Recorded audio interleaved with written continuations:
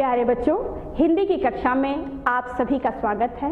मैं माया, प्रवक्ता हिंदी, एडी राजकीय कन्या इंटर कॉलेज गोरखपुर। निर्गुण ब्रह्म के हैं जो उपासक, स्वामी रामानंद गुरु हैं जिनके, कहे जाते हैं कवि और समाज सुधारक, सधुक्कड़ी भाषा है जिनकी। जी हाँ बच्चों, आज हमारे अध्ययन और अध्यापन का विषय है संत कबीरदास द्वारा रचित साखी, जिसे हिंदी में संकलित काव्य खंड के अध्याय 1 के रूप में हमें पढ़ना है। बच्चों, इस अध्याय को हम लोग 3 भागों में पढ़ेंगे। प्रथम और द्वितीय भाग में साखी पढ़ेंगे और तृतीय भाग में संत कबीरदास द्वारा रचित पदावली पढ़ेंगे। इसी क्रम में अब हम आगे बढ़ते हैं और जानते हैं कि आज हमारे अध्ययन और अध्यापन का उद्देश्य क्या है। पहला है कि कबीरदास का जीवन एवं साहित्यिक परिचय को हम आज जानेंगे। साखी शब्द का अर्थ जानेंगे। पाठ में आए हुए कठिन शब्दों का अर्थ जानेंगे।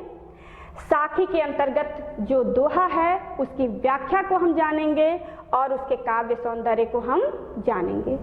इसी क्रम में हम सर्वप्रथम जानते हैं संत कबीरदास का जीवन परिचय। आपका जन्म सन 1398 ईस्वी में माना जाता है और आपका पालन पोषण नीमा और नीरू नामक जुलाहा दंपति द्वारा किया गया। बच्चों, जन्म के संदर्भ में कई मत है।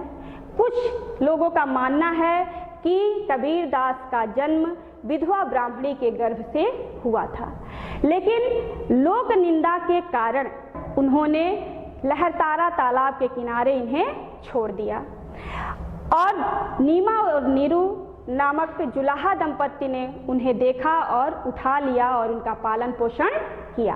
कुछ लोगों का मानना है कि कबीरदास लहरतारा तालाब में कमल के फूल पर अटखेलियां खेल रहे थे और नीमा और नीरू नामक जुलाहा दंपति ने उन्हें देखा और उठा लिया और उनका पालन पोषण किया। बच्चों, जन्म के संदर्भ में चाहे जितने मत हों, लेकिन पालन और पोषण नीमा और नीरू नामक जुलाहा दंपति द्वारा किया गया, इसमें कोई मतभेद नहीं है। आपके गुरु स्वामी रामानंद हैं। बच्चों, रामानंद को कबीरदास अपना गुरु बनाना चाहते थे, परंतु स्वामी रामानंद ने मना कर दिया था। तो इसी कारण कबीरदास एक दिन गंगा के किनारे बने सीढ़ियों पर जाकर के लेट गए और जैसे ही ब्रह्म मुहूर्त में हर रोज स्वामी रामानंद स्नान करने के लिए जाया करते थे, उस दिन भी गए और उनका पैर कबीरदास के ऊपर पड़ गया और जैसे ही पैर कबीरदास के ऊपर पड़ा, उनके मुख से राम राम शब्द निकल गया। बच्चों, इसी राम शब्द को कबीरदास ने अपना गुरु मंत्र मान लिया और स्वामी रामानंद को अपना गुरु। आपके जो ब्रह्म हैं वह निर्गुण निराकार हैं। आपको ज्ञात होगा कि कबीरदास भक्ति काल के निर्गुण काव्य धारा के ज्ञानाश्रयी शाखा के प्रतिनिधि कवि हैं और उनके जो ब्रह्म हैं वह निर्गुण निराकार ब्रह्म हैं। बच्चों, कई जगहों पे कबीरदास ने राम शब्द का प्रयोग किया है। यह राम दशरथ पुत्र पुरुषोत्तम श्री राम नहीं है, बल्कि इनके राम निर्गुण निराकार ब्रह्म हैं। कबीर के राम फूल के उस सुगंध की भांति हैं जिसे महसूस तो किया जा सकता है, लेकिन उसकी कोई आकृति निर्धारित नहीं की जा सकती। इसी तरह कबीर के राम भी हैं जिन्हें कबीरदास सदैव महसूस करते थे। वह सदैव स्वीकार करते थे कि राम ईश्वर हर जगह व्याप्त हैं, कण कण में व्याप्त हैं, सर्वत्र व्याप्त हैं, लेकिन उनकी कोई आकृति निर्धारित नहीं की जा सकती। वह किसी आकार और काल के बंधन में नहीं बांधे जा सकते। बच्चों, नीमा और नीरू का व्यवसाय जुलाहे का था और कबीरदास ने भी उसे ही अपना व्यवसाय बनाया। आप इस तस्वीर में देख सकते हैं कि कबीरदास बुनाई का कार्य कर रहे हैं। आपकी मृत्यु सन 1518 ईस्वी में हुई। इस संदर्भ में भी एक प्रसंग है कि ऐसी मान्यता थी कि जिसकी मृत्यु काशी में होती है वह स्वर्ग को प्राप्त करता है और जिसकी मृत्यु मगहर में होती है उसे नर्क की प्राप्ति होती है। इस अंधविश्वास को, इस रूढ़ि को तोड़ने के लिए कबीरदास अपने अंतिम समय में मगहर चले गए और वहीं उनका देहावसान हुआ। बच्चों, कबीरदास की कथनी और करनी दोनों में समानता थी। वह जो कहते थे उसका अक्षरशः पालन भी करते थे। अब हम आगे बढ़ते हैं और उनके साहित्यिक परिचय को जानते हैं। बच्चों, कबीरदास की रचनाएं हैं साखी, सबद और रमैनी। आप पूर्व परिचित भी हैं। आपको यह पंक्ति याद होगी कबीरदास की कि मसी कागज छुओ नहीं, कलम गहियो नहीं हाथ। इससे स्पष्ट होता है कि कबीरदास पढ़े लिखे नहीं थे। तो आपको लगता होगा कि जब कबीरदास पढ़े लिखे नहीं थे तो कैसे साखी, सबद और रमैनी रचनाओं को लिखा। बच्चों, कबीरदास ने इन्हें स्वयं अपनी लेखनी से नहीं लिखे, स्वयं लिपिबद्ध नहीं किए। इन्होंने मौखिक रूप से बोला, मुख से बोला और कबीरदास के उस मौखिक वचन को, उस वाणी को उनके शिष्यों द्वारा लिपिबद्ध किया गया। इसीलिए बच्चों कहा जाता है कबीर की वाणी। कबीर की वाणी का संग्रह धर्मदास द्वारा बीजक नामक ग्रंथ में किया गया है। धर्मदास कबीरदास के शिष्य हैं। बाद में चलकर श्याम सुंदर दास ने कबीर ग्रंथावली में कबीर की रचनाओं का संग्रह किए। आपकी भाषा के संदर्भ में कहें तो बच्चों इनकी रचनाओं में कई भाषाओं के शब्द देखने को मिलता है। बच्चों, कबीरदास साधु हैं, संत हैं। यह भ्रमण किया करते थे, लोक कल्याण के लिए देशाटन किया करते थे। इसीलिए इनकी रचनाओं में कई भाषाओं के शब्द देखने को मिलता है। इसीलिए आचार्य रामचंद्र शुक्ल ने सधुक्कड़ी भाषा कहा तो श्याम सुंदर दास ने इनकी भाषा को पंचमेल खिचड़ी कहा। हजारी प्रसाद द्विवेदी ने तो आपको वाणी का डिक्टेटर कहा, क्योंकि यह अपनी बात को जिस तरह व्यक्त करना चाहते थे अपनी भाषा से कहलवा लेते थे। बन गया तो सीधे सीधे, नहीं तो डरेरा देकर। आपकी शैली है उपदेशात्मक, प्रतीकात्मक एवं मुक्तक। साहित्य में आपका विशिष्ट स्थान है। आप एक महान विचारक हैं, सच्चे समाज सुधारक हैं और निर्गुण काव्यधारा के कवि हैं जिनका साहित्य में विशिष्ट स्थान है। बच्चों, आप आजीवन सामाजिक धार्मिक अंधविश्वासों, रूढ़ियों, पाखंडों का विरोध किए। आप किसी धर्म या जाति से नहीं बंधे थे। आपका एक ही धर्म था, वह मानव धर्म।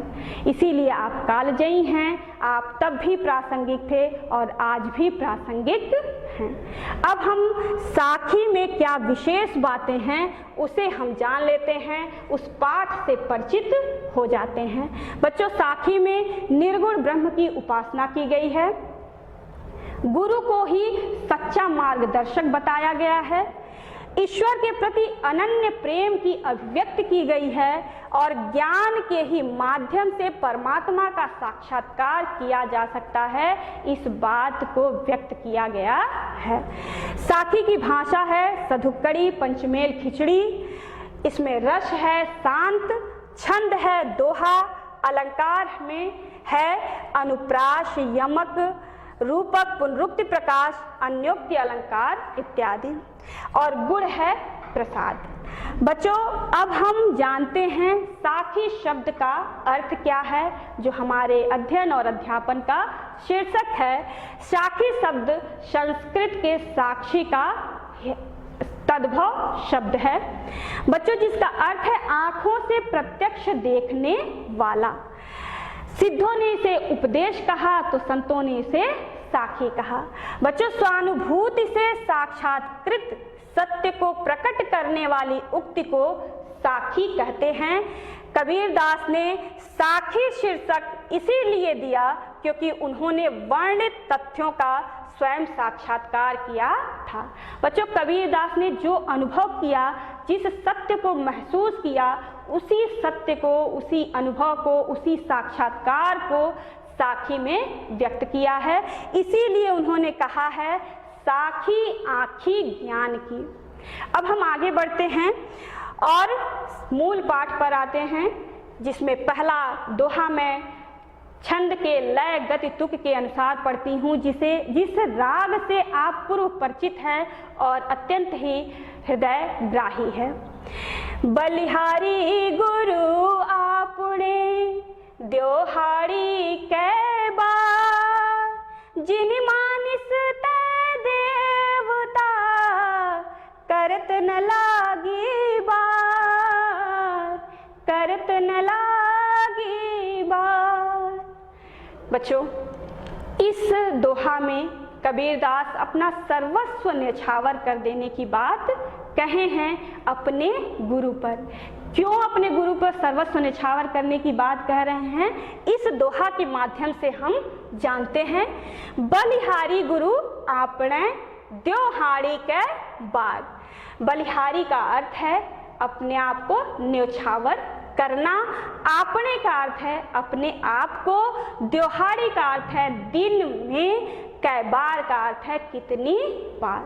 कबीरदास जी कह रहे हैं कि मैं अपने आप को अपने गुरु पर दिन में कई बार न्यौछावर कर देना चाहता हूँ। क्यों न्यौछावर कर देना चाहता हूँ? जिन मानिस तै देवता करत न लागी बार। जिस गुरु ने मुझ जैसे सामान्य मनुष्य को देवता बनाने में थोड़ा भी देर नहीं किए, थोड़ा भी विलंब नहीं किए, उस गुरु पे मैं अपने आप को दिन में कई बार न्यौछावर कर देना चाहता हूँ। यहाँ बार का अर्थ है देर। मानिस तय देवता का क्या अर्थ है? मनुष्य से देवता बनाने का क्या अर्थ है? कि मुझे गुरु ने ज्ञान दिया और उस ज्ञान से मुझे अपनी आत्मा का ज्ञान हुआ, और जब आत्मा का ज्ञान हुआ तो मुझे परमात्मा का ज्ञान हुआ, और जब परमात्मा का ज्ञान हो गया तो आत्मा और परमात्मा दोनों एक हो गए, दोनों का विभेद समाप्त हो गया और मुझ में भी देवता के गुण समाहित हो गए, अर्थात मैं देवता के समान बन गया, क्योंकि आत्मा और परमात्मा दोनों एक हो गए। इसलिए इस मनुष्य को, सामान्य मनुष्य को देवता बनाने में, देवता जैसे व्यवहार लाने में थोड़ा भी गुरु ने देर नहीं किया। उस गुरु पर मैं अपने आप को दिन में कई बार न्यौछावर कर देना चाहता हूँ। दूसरा दोहा है, सतगुरु की महिमा अनंत, अनंत किया उपगार, लोचन अनंत उघाड़िया, अनंत दिखावण हार, अनंत दिखावण हार। इस दोहा में गुरु की महिमा का कवि ने वर्णन किया है। सतगुरु की महिमा अनंत, गुरु की महिमा का कोई अंत नहीं है। कवि कह रहे हैं कि गुरु की महिमा की कोई सीमा नहीं है, कोई अंत नहीं है, और इसलिए अनंत किया उपकार, इसलिए वह मेरे ऊपर अनेकों उपकार किए हैं। उसकी भी कोई सीमा नहीं है, उसका भी कोई अंत नहीं है। लोचन अनंत उघाड़िया, अनंत दिखावण हार। अनंत का यहाँ अर्थ है दिव्य दृष्टि से, और यहाँ अनंत का अर्थ है अनंत परम पिता परमेश्वर से, पार ब्रह्म परमेश्वर से। कह रहे हैं कवि कि लोचन अनंत उघाड़िया, लोचन का अर्थ है दृष्टि, देखने वाला, आँख। मेरे आँखों के सामने जो सांसारिक मोह माया का पर्दा लगा हुआ था, उस पर्दे को मेरे गुरु ने हटा दिया और मुझे दिव्य दृष्टि प्रदान किया, अर्थात ज्ञान प्रदान किया। और उस दिव्य दृष्टि के कारण मुझे क्या हुआ? अनंत दिखावण हार, उस परम पिता परमेश्वर अनंत ब्रह्म का दर्शन संभव हो पाया, और यह तभी संभव हुआ जब मेरे गुरु ने मुझे दिव्य दृष्टि प्रदान किया। एक बार पुनः देखते हैं दोनों दोहा का अर्थ। कबीरदास जी कह रहे हैं कि मैं अपने गुरु पर दिन में कई बार न्यौछावर कर देना चाहता हूँ, क्योंकि मुझे मुझ जैसे सामान्य मनुष्य को देवता बनाने में थोड़ा भी विलंब नहीं किए, उस गुरु पे मैं अपने आप को न्यौछावर कर देना चाहता हूँ। सतगुरु की महिमा अनंत है, जिसकी कोई सीमा नहीं है, और इसी कारण इन्होंने मेरे ऊपर अनेकों उपकार भी किया है, उसका भी कोई अंत नहीं है। जिसमें एक उपकार यह भी किया है कि मेरे आँखों के सामने जो सांसारिक मोह माया का पर्दा लगा हुआ था, उसे हटा करके मुझे दिव्य दृष्टि, अलौकिक दृष्टि प्रदान किया, और उस अलौकिक दृष्टि के कारण मुझे उस परम पिता परमेश्वर का दर्शन संभव हो पाया। अब हम आगे बढ़ते हैं बच्चों और जानते हैं इस दोहा के काव्य सौंदर्य को। बच्चों, काव्य सौंदर्य में गुरु के प्रति समर्पण का भाव व्यक्त किया गया है पहले दोहा में। दूसरे में है गुरु की महिमा का वर्णन किया गया है। रस इसमें शांत है, क्योंकि तत्व ज्ञान की बात कही गई है, सांसारिक विरक्ति की बात कही गई है, इसलिए इसमें शांत रस है। भाषा सधुक्कड़ी है। छंद दोहा है। बच्चों, आपको पता ही है कि दोहा एक अर्ध सम्मात्रिक छंद है, जिसमें 4 चरण होते हैं। पहले और तीसरे चरण में 13-13 मात्राएं होती हैं, और दूसरे और चौथे चरण में 11-11 मात्राएं होती हैं। इसमें यमक अलंकार है बच्चों। एक ही शब्द की आवृत्ति 2 बार की गई है, परंतु दोनों का अर्थ अलग अलग है। एक बार का अर्थ है संख्यावाचक शब्द है, कितनी बार, और दूसरे बार का अर्थ है देर। और पहले अनंत का अर्थ है दिव्य दृष्टि, और दूसरे इस अनंत का अर्थ है परमपिता परमेश्वर अनंत ब्रह्म। तो एक ही शब्द है, 2 बार प्रयुक्त हुआ है, लेकिन दोनों का अर्थ अलग अलग है, इसलिए इसमें यमक अलंकार है। और गुण है प्रसाद, क्योंकि रस शांत है तो गुण प्रसाद ही होगा। अब हम आगे बढ़ते हैं अगले दोहे की तरफ।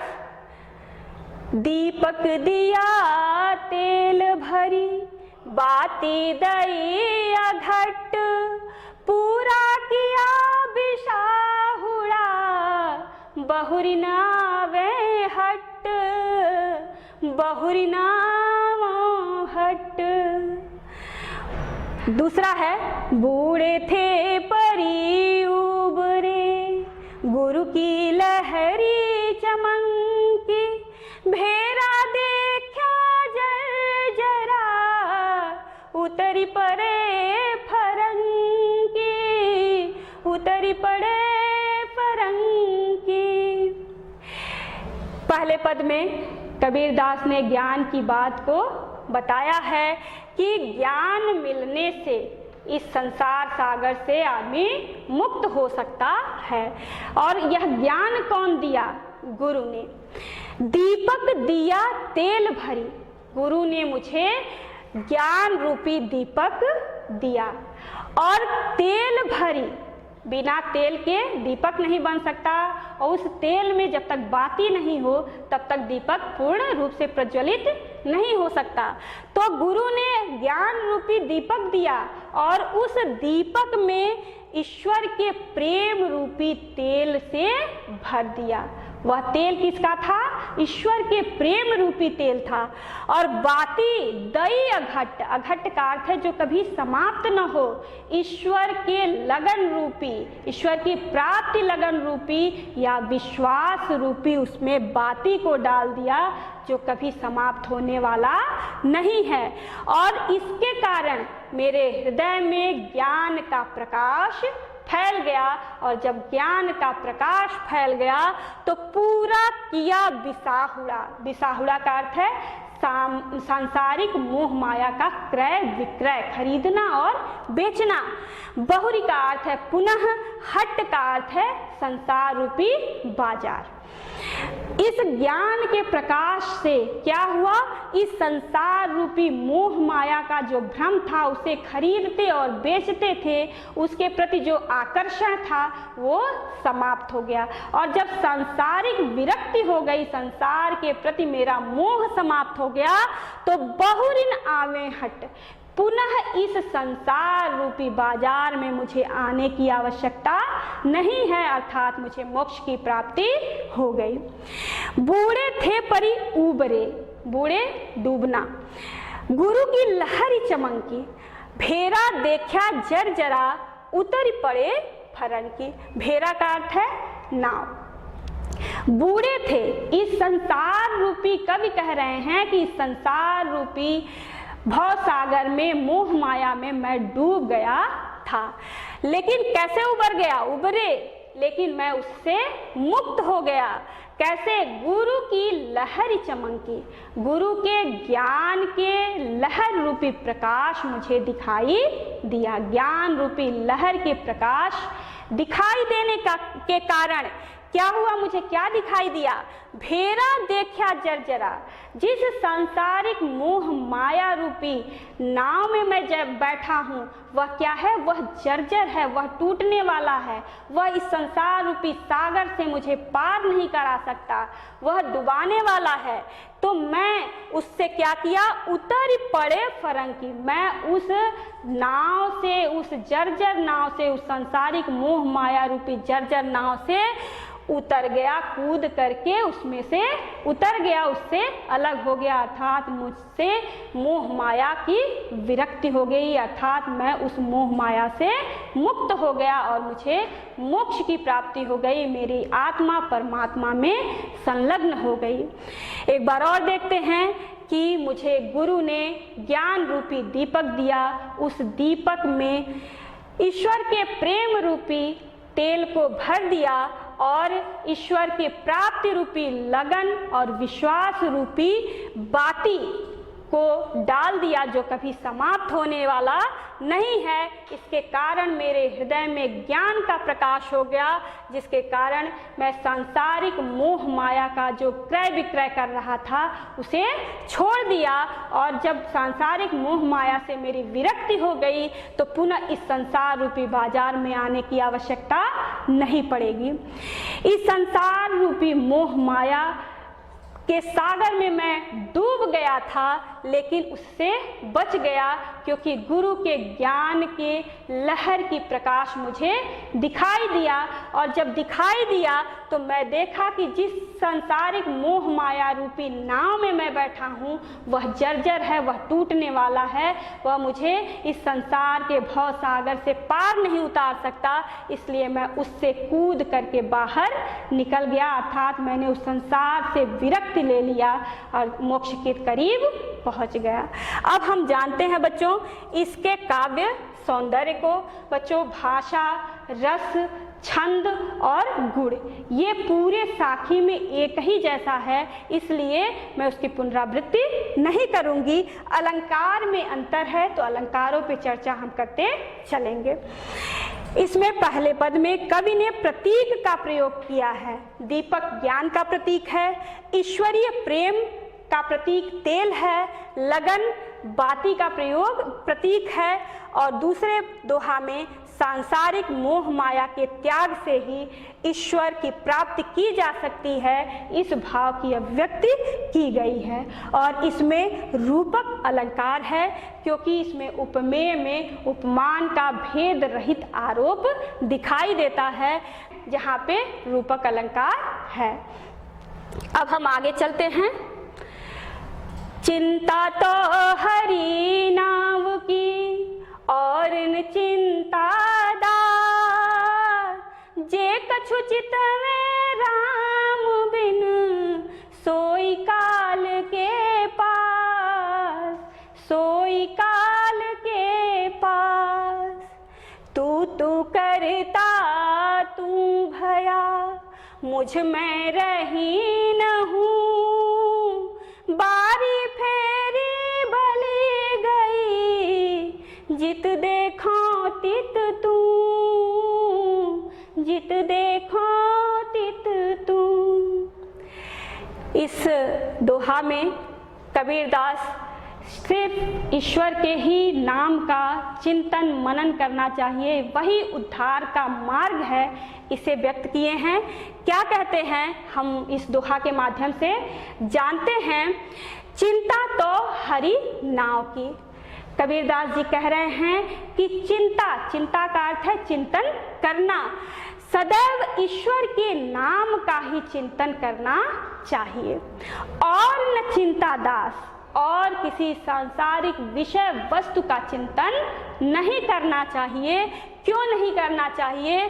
जे कछु चितवे राम बिन, जो इस राम के अलावा, ईश्वर के अलावा किसी अन्य सांसारिक विषय वस्तु का चिंतन करता है, मनन करता है, आकर्षित होता है उसके प्रति, सोई काल के पास, वह काल के बंधन से मुक्त नहीं हो पाता, वह जन्म और मृत्यु के चक्र से मुक्त नहीं हो पाता, उसी में बंधता चला जाता है। तू करता तू भया मुझ में रही न हूँ, बारी फेरी बल गई जित देखो तित तू। कबीरदास जी कह रहे हैं इसमें कि ईश्वर के ही नाम का स्मरण करते करते मैं ध्यान ईश्वर का कर रहा था, और ध्यान करते करते मैं ईश्वर जैसा ही बन गया। क्यों बन गया? मुझ में रही न हूँ, मेरे अंदर का जो अहंकार था वह अहंकार समाप्त हो गया, और उस अहंकार के समाप्त होने के कारण मैं स्वयं, मेरी आत्मा परमात्मा में विलीन हो गई। बारी फेरी बल गई जित देखो तित तू, और इस कारण मैं तुम्हारे जैसा हो गया। तुम्हारा स्मरण करते करते मेरे अंदर का अहंकार समाप्त हो गया, इस कारण बारी फेरी बल गई। इस संसार में जो आने जाने का क्रम है वह समाप्त हो गया, जन्म मरण का चक्र समाप्त हो गया। अब मैं जहाँ भी देखता हूँ वहीं तुम ही तुम नजर आते हो, तुम्हारे अतिरिक्त मुझे अब कोई अन्य नजर नहीं आता, संसार की विषय वस्तु नजर नहीं आती, अब कोई मोह माया के बंधन में मैं नहीं पड़ता। एक बार पुनः देखते हैं, कबीरदास जी कह रहे हैं कि सदैव ईश्वर के नाम का ही स्मरण करना चाहिए, चिंतन करना चाहिए, संसार के किसी अन्य विषय वस्तु का चिंतन नहीं करना चाहिए। क्योंकि अगर संसार के किसी अन्य विषय वस्तु का हम चिंतन करते हैं, मनन करते हैं, तो हम काल के बंधन में फंसते चले जाते हैं, काल के बंधन से हम मुक्त नहीं हो पाते, अर्थात मुझे मोक्ष की प्राप्ति नहीं हो पाती। बच्चों देखिए, ये अभी हमने बताया था कि राम शब्द का प्रयोग कबीरदास ने कई जगहों पर किया है। यहाँ भी राम शब्द का प्रयोग है, लेकिन यह पुरुषोत्तम श्री राम नहीं है, सियापति श्री राम नहीं है, निर्गुण निराकार ब्रह्म है, क्योंकि कबीरदास जी निर्गुण निराकार ब्रह्म के उपासक है और निर्गुण शाखा के कवि हैं। दूसरे में है कि तुम्हारा, कबीरदास जी कह रहे हैं कि तुम्हारा नाम लेते लेते, तुम्हारा स्मरण करते करते मैं स्वयं तुम्हारे जैसा हो गया हूँ। अब मेरे अंदर का अहंकार समाप्त हो गया है, और जब अहंकार समाप्त हो गया है तो मैं तुम्हारे जैसा हो गया हूँ, आत्मा परमात्मा में विलीन हो गई है। अब पुनः इस संसार रूपी सागर में, इस संसार रूपी बाजार में मुझे आने की आवश्यकता नहीं है, जन्म मरण का चक्र समाप्त हो गया है। अब मैं जहां देखता हूं वहां तुम ही तुम नजर आते हो। इसके काव्य सौंदर्य को हम जान लेते हैं। इसमें ईश्वर के नाम का चिंतन जन्म और मृत्यु के बंधन से मुक्त करता है, और दूसरे में है कि ईश्वर के निरंतर ध्यान से साधक ईश्वर का स्वरूप धारण कर लेता है। इसमें अनुप्रास अलंकार और पुनरुक्ति प्रकाश अलंकार है। तू एक ही शब्द का 2 बार प्रयोग हुआ है, इसलिए इसमें पुनरुक्ति प्रकाश अलंकार है। अब बच्चों हम अभ्यास कार्य को जान लेते हैं कि कैसे प्रश्न पूछे जाते हैं हमारे प्रश्न पत्र में। पहला प्रश्न है, कबीरदास के जीवन परिचय पर प्रकाश डालिए, डालते हुए उनके कृतियों का उल्लेख कीजिए। दूसरा प्रश्न है, प्रस्तुत पद्यांश पर आधारित प्रश्नों का उत्तर लिखिए। बच्चों ये पद्यांश है, दोहा है, उसी से संबंधित 5 प्रश्न आपके प्रश्न पत्र में पूछे जाते हैं और उन्हीं का उत्तर आपको देना होता है। पहला प्रश्न है, उपर्युक्त पद्यांश का संदर्भ लिखिए। आप लोग पहले से ही लिखते आ रहे हैं, वैसे ही लिखना है। रेखांकित अंश की व्याख्या करिए। आपके समक्ष रेखांकित अंश है, इसकी व्याख्या करनी है। कवि को संसार रूपी बाजार में पुनः क्यों नहीं आना पड़ेगा? अगला प्रश्न है, गुरु के ज्ञान के प्रभाव से क्या संभव हो सका? और अंतिम है, प्रस्तुत दोहा में कौन सा अलंकार है? बच्चों, इस प्रकार हम लोगों ने कबीरदास द्वारा रचित साखी के प्रथम भाग को पढ़ लिया और निश्चय ही आपको समझ में आया होगा, जिसमें गुरु की महत्ता का वर्णन किया गया है और ईश्वर का ही चिंतन करने की बात कही गई है। अगले भाग में हम लोग पुनः मिलेंगे, तब तक के लिए धन्यवाद, खुश रहिए।